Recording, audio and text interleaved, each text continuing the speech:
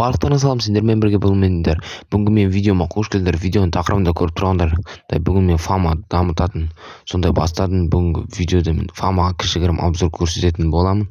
Ал менімен бірге ойнауға болғыңыз келсе, 39 серверде күтетін боламын. Ал видеомызға кеттік. Дом міне осы Бусаевада, міне осы жерде болады. Дом FH5146 десеңіздер, осы жақта болады. Міне осы Бусаеваның осы жерінде. Ал толығырақ кіргілеріңіз келсе, мен нөміріме звондаңыздар, 6116 болады. Ал фаманың міне автопаркын шығарып көрсететін міне мына жақта. Ондай қатты мықты деп айта алмаймын, бірақ болады. 5-ақ слот өзі. Фамада 5-ақ слот.